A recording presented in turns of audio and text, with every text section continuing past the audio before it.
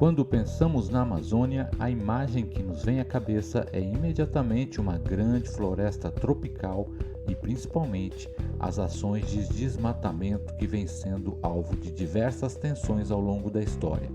Na contramão do que era esperado, o posicionamento atual do governo federal parece ter resgatado o lema do desenvolvimento a qualquer custo de décadas atrás. Assim, mecanismos legais de proteção ambiental e a estrutura institucional voltada para a preservação estão sob forte ameaça. O desafio de combinar desenvolvimento econômico e sustentabilidade é enorme, mas justamente por isso deve ser uma preocupação constante do poder público e de toda a sociedade. Diante disso, faz importante também desmistificar algumas ideias sobre a Amazônia para melhor refletir sobre esse processo em curso. Uma delas é a percepção de que se trata de um grande vazio demográfico. E outra é que não há urbanização na Amazônia. Berta Becker, grande geógrafa e pesquisadora da Amazônia por décadas, se referia a ela como floresta urbanizada. Isso porque o percentual da população que vive em áreas classificadas como urbanas na Amazônia é, segundo os dados do Censo Demográfico de 2010, de mais de 70%. Ou seja, na Amazônia Legal, 7 em cada 10 pessoas vivem em áreas urbanas. Interessante isso, não é? Porque no imaginário social a percepção é outra. Hoje vamos falar sobre esse tema, mas depois da vinheta. O Rasgaí é o podcast do programa de pós-graduação em Demografia da UFRN. Aqui falamos sobre demografia, estudos de população e ciência em geral. Rasgaí.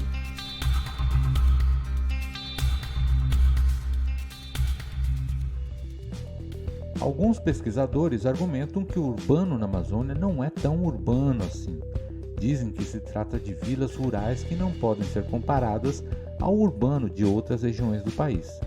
Mas isso importa pouco, porque a urbanização não se trata apenas das construções e das casas, mas também da difusão de valores e de uma racionalidade de uso na terra. Ou seja, tem a ver também com o modo de vida. Aí, nessa abordagem, o urbano extrapola o limite físico da cidade. Trata-se de uma urbanização extensiva.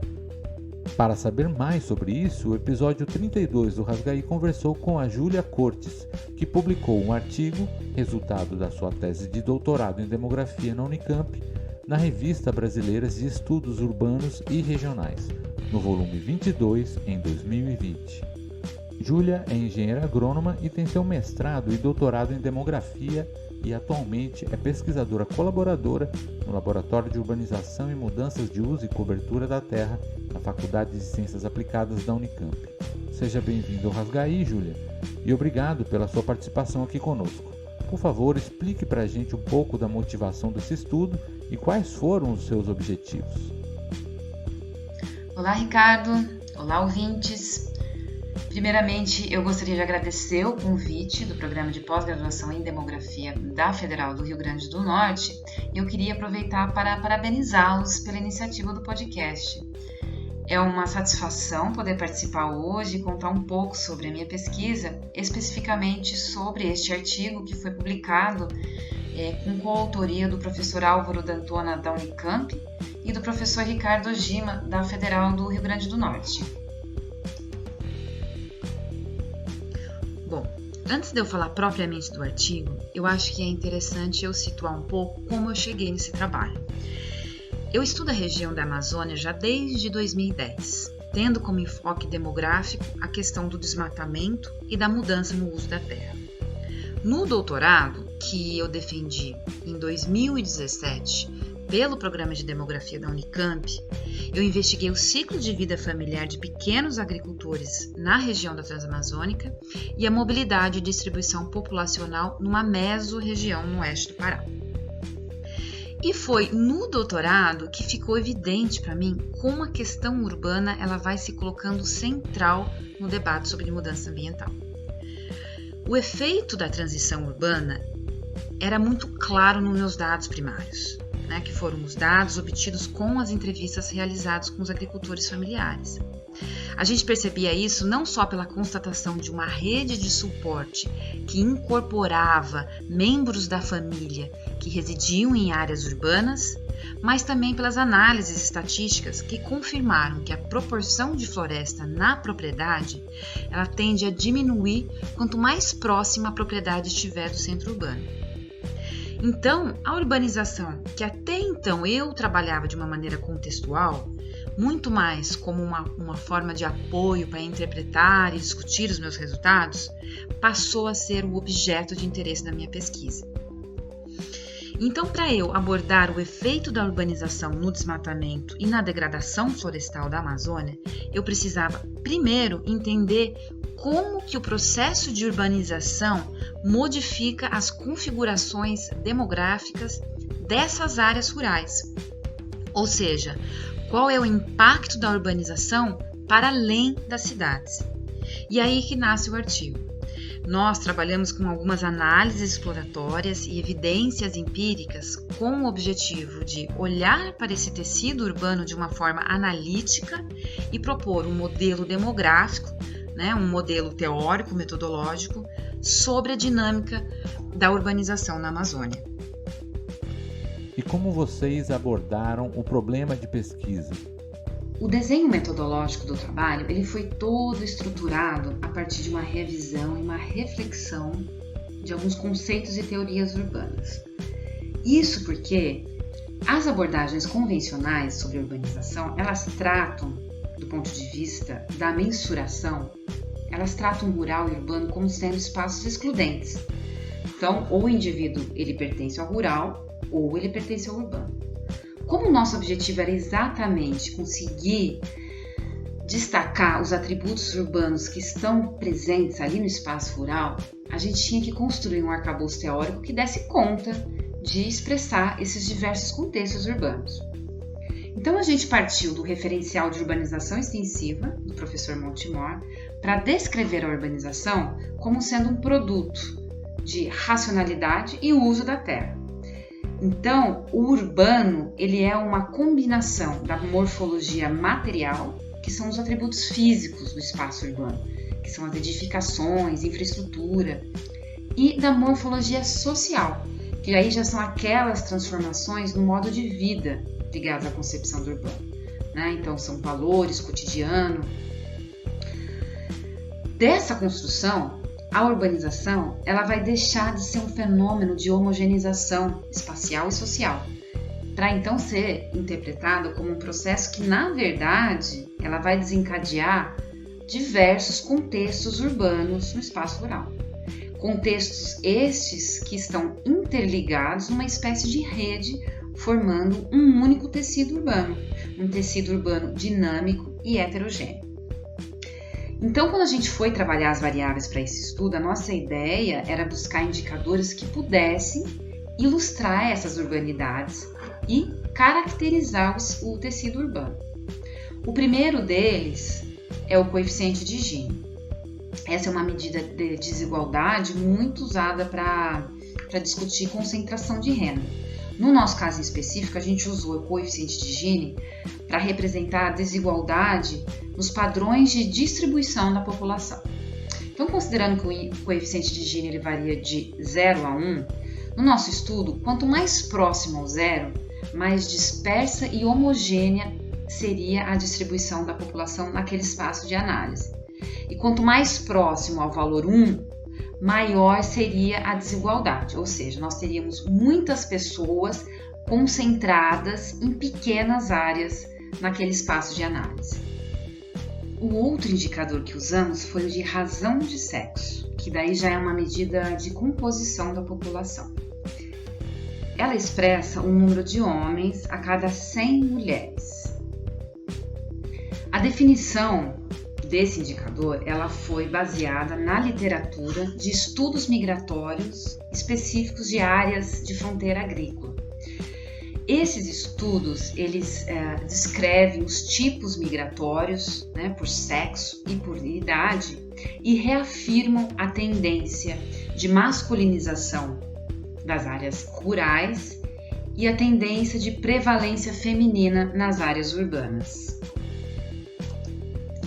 Para essas análises, nós usamos os dados do universo do Censo Demográfico 2010, que estão agregados em uma grade regular, a grade de estatística do IBGE, em que os dados estão ali dispostos em células de 1 km² nas áreas rurais e 250 metros quadrados nas áreas urbanas.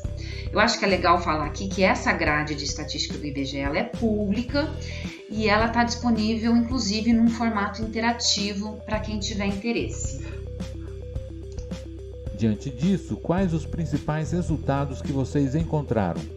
Os resultados obtidos a partir das análises confirmaram a existência de um mecanismo de diferenciação socioespacial da urbanização. Então, nós notamos que a propagação das morfologias urbanas, elas tendem a intensificar a desigualdade na distribuição da população pelo processo de aglomeração e tendem a intensificar também a prevalência de mulheres. E aí não é só do ponto de vista absoluto, mas no sentido de ocupação do espaço também. A partir desses resultados, nós identificamos 3 fatores que definem o quanto um espaço está exposto a essas morfologias urbanas e sob qual intensidade. O primeiro fator é a existência do que nós chamamos de um eixo de mobilidade populacional, que na realidade é aquilo que permite ou que estimula o fluxo populacional. Então isso quer dizer que aquelas regiões que são muito remotas ou são de difícil acesso, elas estão menos expostas às morfologias urbanas. O segundo fator já diz respeito ao regime fundiário de ocupação. Então, as áreas públicas já destinadas, que são unidades de conservação, terras indígenas e os assentamentos rurais, são territórios que, de alguma forma, filtram ou bloqueiam a exposição dos vetores urbanos. E o terceiro fator é aquele que define a intensidade, a força dessas morfologias. E esse elemento é a distância do núcleo urbano. Então, ou seja, quanto mais próximo ao núcleo urbano, mais fortes serão as morfologias que aquele espaço estará exposto. E aí, conforme você vai se afastando, essas morfologias vão perdendo força. No nosso estudo, especificamente, nós observamos que as áreas do entorno urbano, elas tendem a ter um padrão demográfico socioespacial muito semelhante ao do núcleo urbano. E, em menor intensidade, as áreas do entorno das rodovias, que daí já estão a uma distância um pouco maior do núcleo urbano. Então, com base nesses resultados, nós esboçamos uma representação da urbanização extensiva, descrevendo a escala de intensidade urbana e a força de propagação dessas morfologias urbanas sobre as paisagens constituintes do tecido urbano heterogêneo. E aí, com isso, a gente propõe um modelo teórico, metodológico, que seja capaz de abordar analiticamente a urbanização extensiva na Amazônia. Resultados interessantes. Como você entende que esses resultados podem contribuir para o desenvolvimento sustentável na Amazônia? Esse trabalho traz algumas contribuições que, ao meu ver, são bem pertinentes. A primeira é a abertura de uma nova agenda de pesquisa e de trabalho sobre urbanização na Amazônia e sobre as suas implicações na configuração sociopaisagística desse bioma. E isso é algo de extrema urgência, na medida em que a gente vê que a transição urbana naquela região, ela vem ocorrendo de maneira cada vez mais intensa, mais rápida. E sendo que a urbanização é um processo inexorável, né? Ou seja, ela é uma tendência irreversível. Então, ampliar esse conhecimento sobre o processo de urbanização na Amazônia, ele subsidia também a formulação de novas políticas ou ações que buscam fomentar o desenvolvimento rural sustentável. E aí o diferencial é pensar esse desenvolvimento rural articulado e atuante com a dinâmica urbana, mas também visando a equidade de gênero e a inclusão dos jovens. Em paralelo, esse trabalho também reforça a potência das políticas fundiárias na Amazônia. E aí pode parecer redundante eu estar aqui reforçando a importância das unidades de conservação ou a importância da demarcação das terras indígenas, mas é preciso ter claro que essas conquistas e essas políticas, elas não são permanentes. A gente vem vendo uma série de ameaças a essas políticas no legislativo que vem sendo acompanhadas também pela retomada do desmatamento. Não é redundante mesmo, Júlia. O cenário que vemos hoje no país é de um retrocesso na agenda ambiental sem precedentes, não apenas nos índices de desmatamento apontados como os maiores da série histórica levantados pelo INPE, mas principalmente pela desarticulação dos mecanismos de fiscalização e controle que levaram décadas para serem estruturados e, de fato, ainda não estavam plenamente consolidados. Isso nos faz pensar como é frágil o nosso aparato institucional e como precisamos nos manter vigilantes. Muito obrigado pela sua participação aqui no nosso podcast. Esse é um tema muito pertinente hoje e, como você menciona, ainda demanda muito investimento em pesquisa. Há muitos pesquisadores debruçados sobre esse tema, mas diante da complexidade e importância do assunto, uma perspectiva demográfica para esse campo é muito relevante. Quem quiser acessar o artigo na íntegra, pode consultar o link que estará disponível na descrição deste episódio e também no blog do podcast, dentro da página do programa de pós-graduação em demografia da UFRN, no demografiaufrn.net. O Rasgaí fica por aqui e aguardamos vocês na semana que vem. Um grande abraço! O Rasgaí é o podcast do programa de pós-graduação em demografia da UFRN. Aqui falamos sobre demografia, estudo de população e ciência em geral. Rasgaí.